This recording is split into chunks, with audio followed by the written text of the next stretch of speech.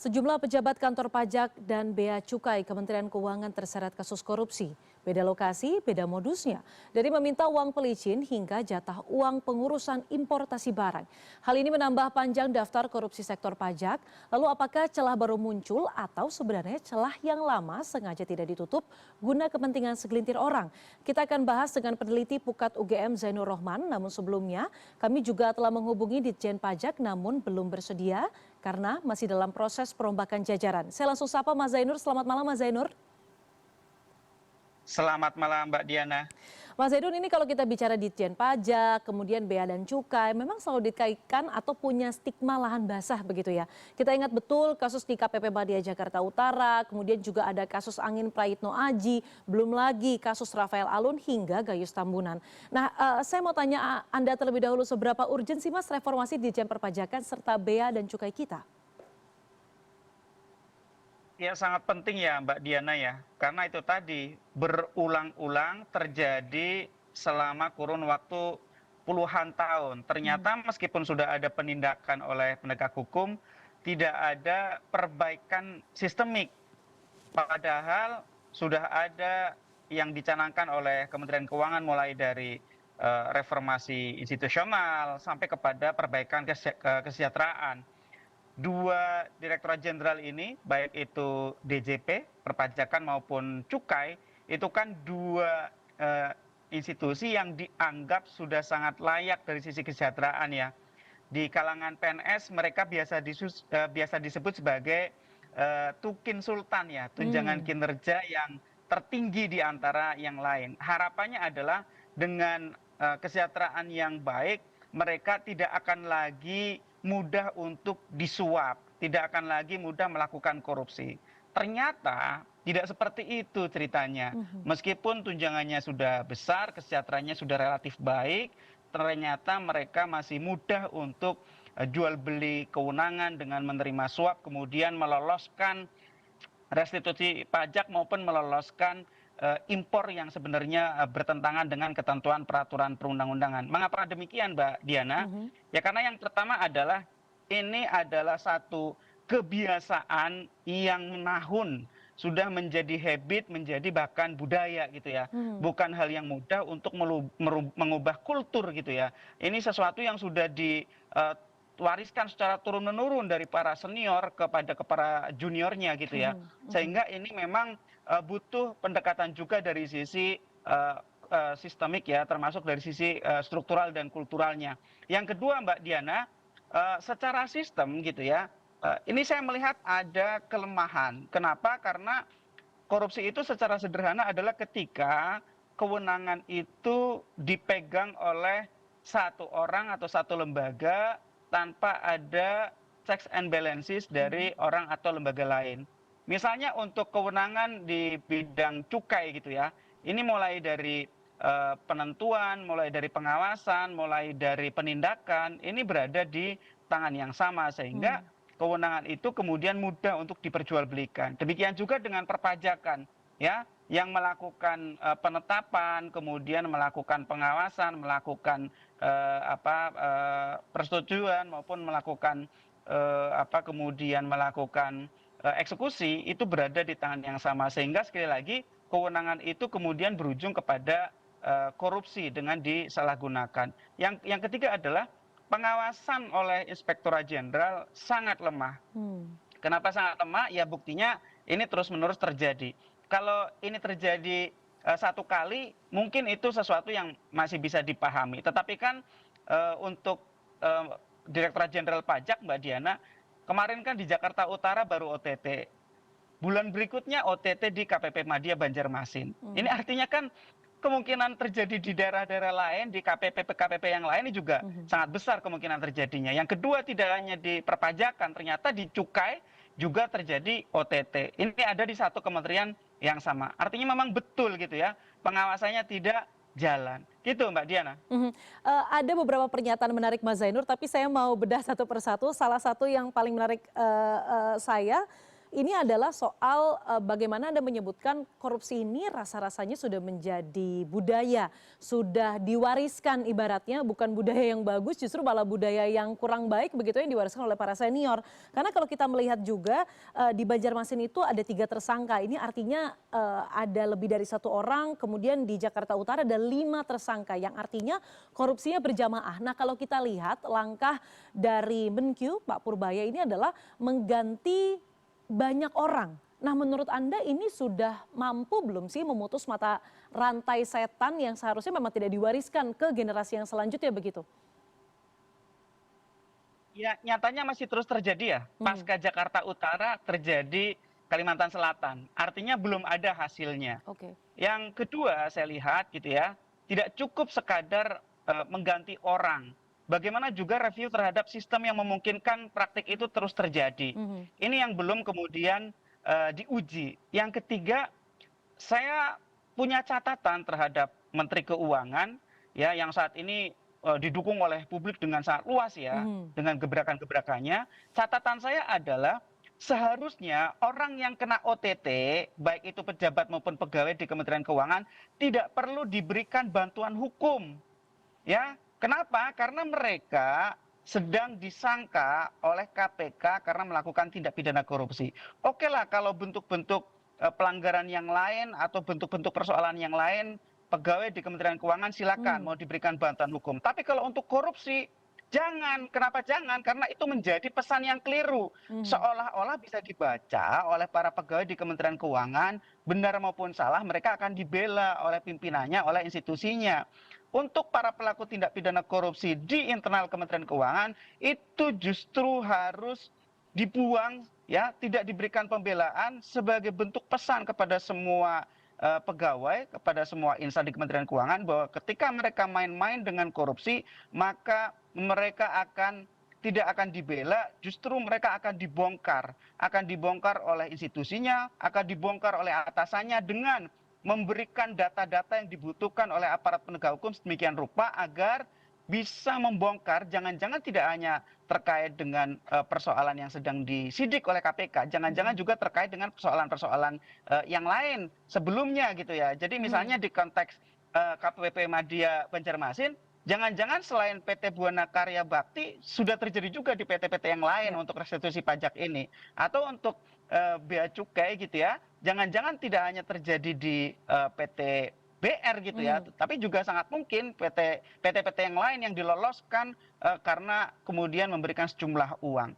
Jadi saya punya catatan betul oke. gitu ya. Ini Menteri Keuangan ini menurut saya kurang cepat dengan Hmm. memberikan bantuan hukum untuk pegawainya. Gitu, Mhm, Mbak. karena kalau kita lihat di PMK nomor 233 garis miring PMK 01 2022 memang ada kewajiban dari kementerian untuk memberikan pendampingan hukum. Tapi menurut Anda harusnya ada pengecualian apabila kasus hukum yang dihadapi adalah kasus korupsi begitu ya Mas Zainur ya?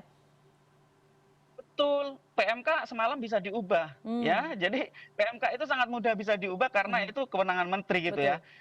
Kementerian, lembaga, daerah yang lain, termasuk BUMN, itu banyak yang tidak memberikan bantuan hukum kalau kasusnya adalah korupsi gitu ya. Oke. Mungkin untuk kasus-kasus yang lain bisa diberikan bantuan, apalagi Mhm, kalau misalnya terkait dengan pelaksanaan tugas jabatan gitu ya. oke. Misalnya mereka, para pegawai, para pejabat di sebuah kementerian atau lembaga sedang melaksanakan tugas jabatan, tetapi kemudian dipermasalahkan. Hmm, Apakah dilaporkan ke aparat penegak hukum karena misalnya melakukan fungsi penegakan, kemudian ada yang tidak suka, kemudian lapor polisi misalnya hmm, dengan pasal-pasal perbuatan tidak menyenangkan atau pasal penyalahgunaan kewenangan gitu ya, silakan untuk dibela. Atau misalnya mereka digugat oke. secara perdata gitu ya, atau mereka misalnya dipersoalkan dari sisi keputusan yang telah diambil dengan mengajukan gugatan ke tata usaha negara, silakan untuk dilakukan Oke. pembelaan. Tapi untuk tipikor Mhm, tidak perlu membela pegawai yang kena OTT KPK karena mereka justru telah mencoreng wajah dari Kementerian Keuangan.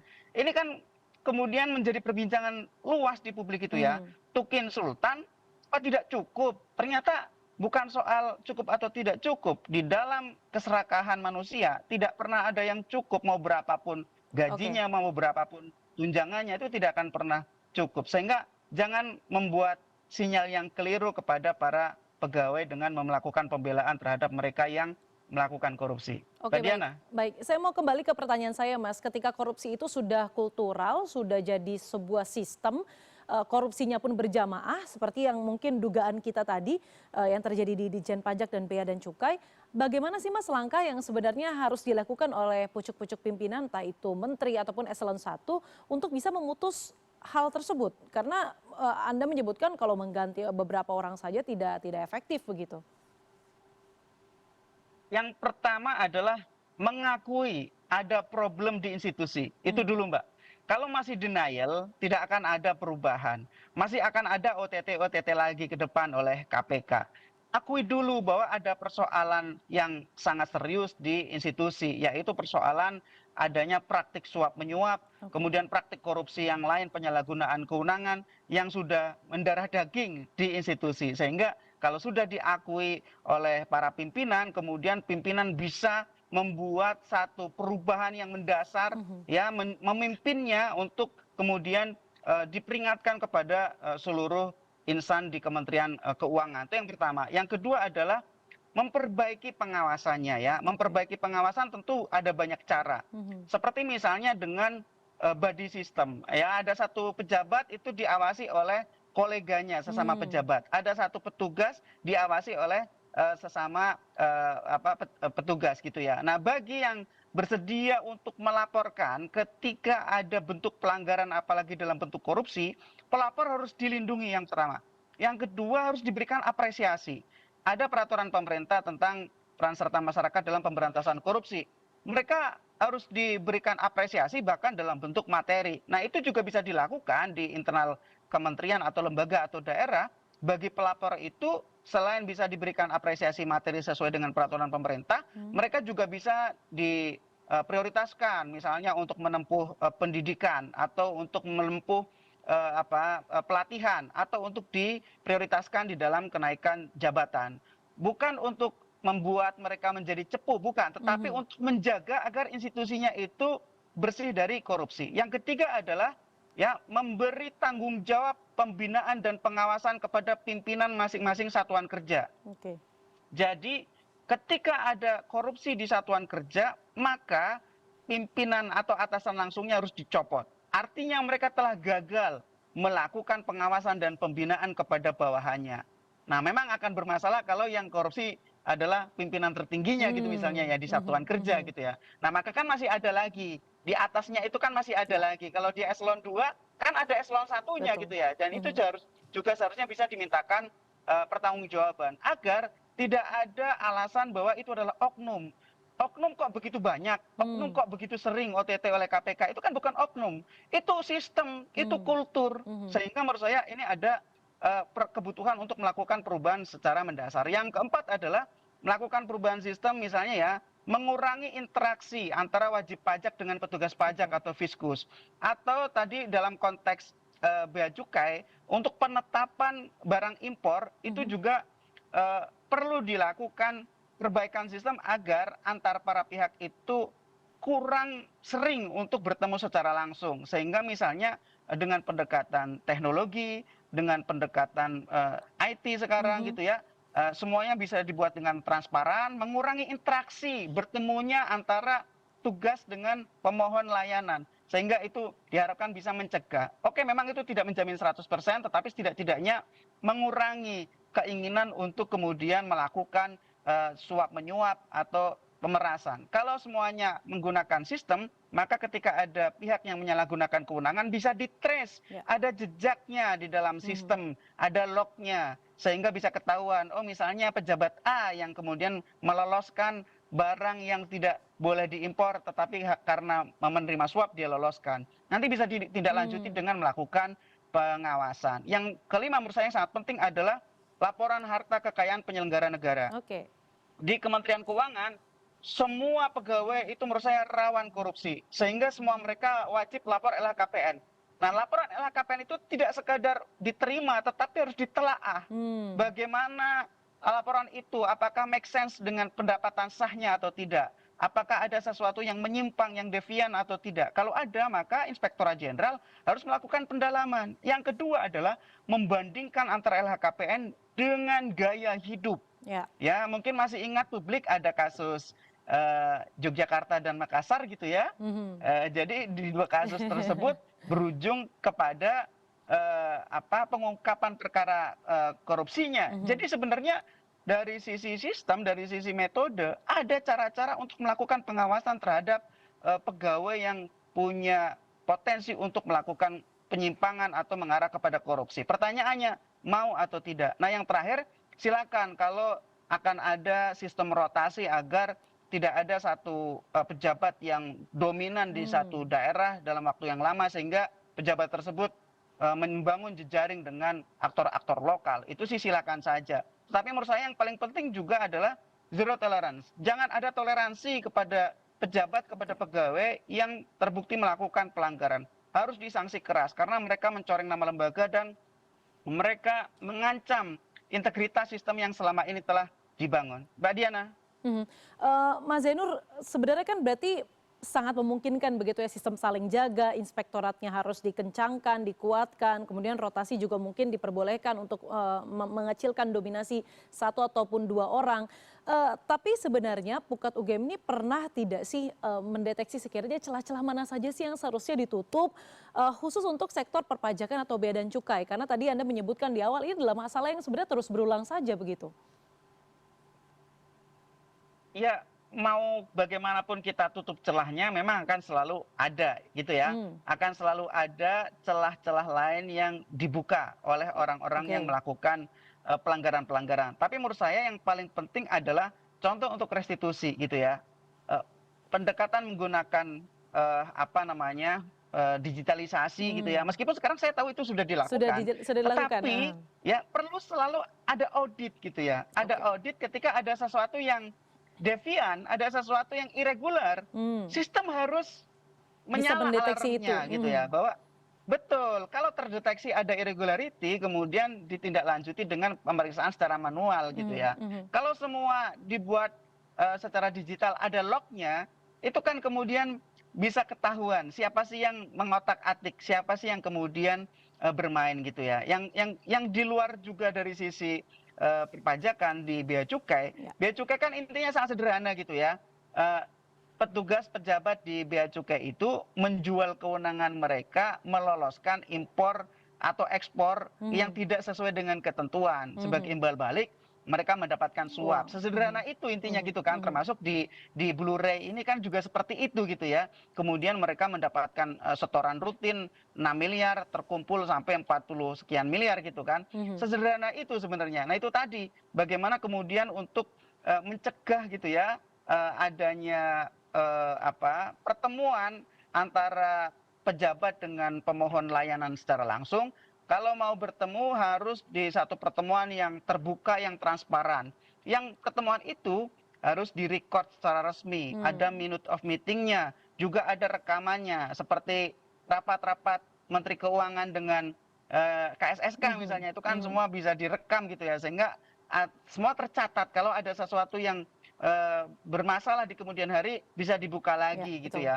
Jadi bahkan kalau kita sekarang misalnya telepon call center perusahaan swasta gitu ya, perusahaan swasta itu kan juga merekam pembicaraan sebagai Mhm, mhm, bukti untuk kemudian hari. Masa di pemerintah hal seperti ini tidak bisa dilakukan gitu mhm. kan? Artinya segala macam bentuk pertemuan itu harus di record. Nah, yang Oke. menurut saya juga tidak kalah penting di luar itu, di luar upaya perbaikan yang dilakukan oleh kementerian, semakin banyak kasus korupsi yang bertipe memperkaya diri sendiri atau orang lain dengan jalan suap seperti ini gitu ya, Mhm.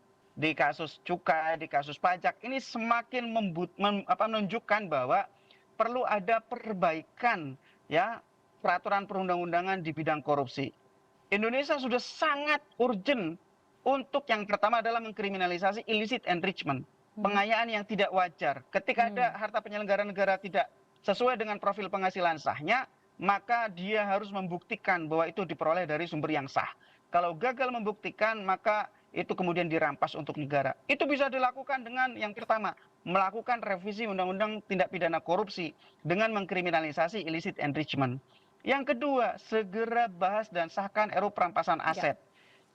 Mirip dengan illicit enrichment tetapi menggunakan apa yang biasa disebut sebagai unexplained wealth, dengan metode prosedur non-conviction based asset forfeiture yang biasanya itu memadukan antara prosedur pidana dan perdata. Intinya sama, ada pejabat atau penyelenggara negara punya harta tidak sesuai dengan profil penghasilan, dia harus buktikan dari mana asalnya. Kalau gagal, dia harus serahkan dan dirampas untuk negara. Ya ini yang kita tunggu-tunggu juga, katanya sudah ada mulai pembahasan di DPR, tapi nyatanya sampai sekarang Belum juga ada. tidak ada kemajuan berarti. Mbak Diana. Baik, kita harapkan tidak hanya dari segi regulasi, tapi juga goodwill di kementerian apapun, tidak jadi Kementerian Keuangan, ini bisa semakin terlihat tidak hanya sistemnya diperbaiki, tetapi juga ada meaningful participation dan memaksimalkan sistem itu benar-benar digunakan untuk mengawasi para pejabat kita yang tentunya harus bekerja sesuai dengan regulasi dan tujuan yang seharusnya. Terima kasih sudah berbagi perspektif Anda pada malam hari ini, peneliti Pukat UGM Zainur Rohman. Selamat malam, Mas Zainur. Selamat malam Mbak Diana, terima kasih.